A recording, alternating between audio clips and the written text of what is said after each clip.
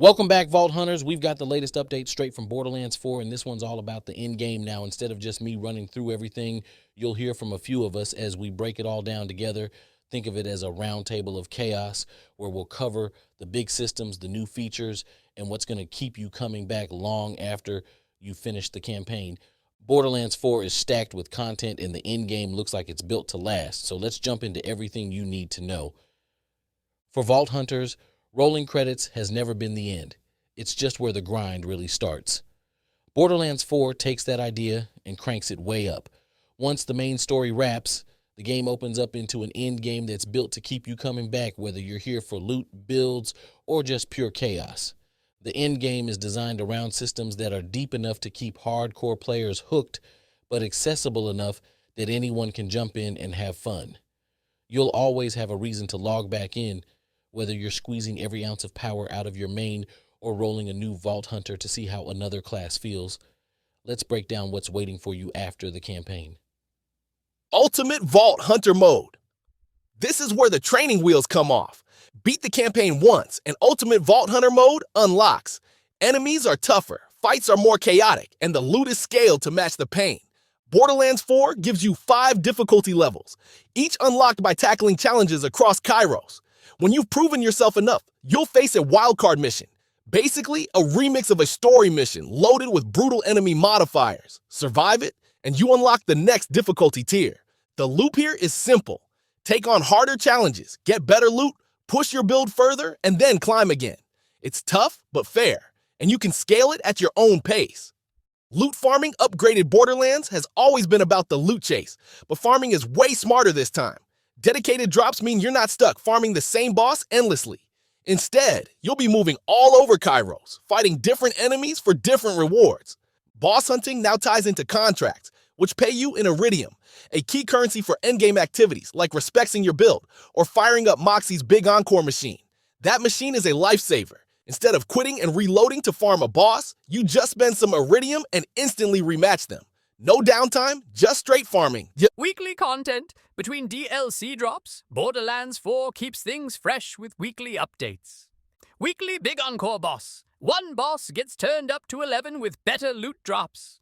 Weekly Wildcard Mission. Everyone takes on the same modifiers with a guaranteed legendary up for grabs. Morris's Black Market Machine spawns in a new spot every week with unique legendary loot. It's the same location for everyone, but inventories are different per player. So jumping into a friend's game might net you the exact piece you've been hunting. Firmware sets. For the first time in Borderlands history, we're getting gear sets. Firmware gives you tiered bonuses when you equip 1, 2, or 3 matching pieces.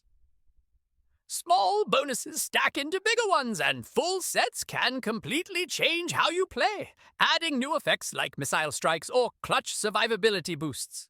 You only get 5 firmware slots: rep kits, ordnance, class mods, shields, enhancements. So the choice is yours. Stack sets for big payoffs or spread out for versatility. You can even transfer firmware between gear, though it destroys the original piece. It's a gamble, but when you're chasing the perfect build, it's worth it. Specializations. Once you beat the campaign, you unlock specializations, an account-wide progression system. Think Guardian ranks, but bigger. You'll level up nodes for stat buffs, unlock sockets for passive skills, and eventually work your way toward prestige nodes for serious power boosts. With up to 4 slots to customize, you can shape your playstyle long-term. And if you ever want to change of pace, you can respec anytime. Invincible bosses. A few months after launch, Borderlands 4 will drop invincible bosses as free content. These aren't just bullet sponges. They're bosses built to wreck unprepared Vault Hunters with massive health pools, deadly attacks, and modifiers stacked against you. Take them down, though, and the loot is some of the best you'll ever see. The first invincible boss lands in Q4 2025, so you've got time to prep your builds. Pearlescent weapons are back. Dropping in Q1 2026 with Bounty Pack 2, these ultra-rare guns sit above Legendary tier and hit as hard as you'd expect. They'll be tough to find, but absolutely worth the grind. The endgame loop Borderlands 4's endgame is built to keep you busy. Climb through Ultimate Vault Hunter mode, farm smarter with dedicated drops, experiment with firmware sets, power up through specializations, and test yourself against weekly content, invincible bosses, and eventually pearlescence.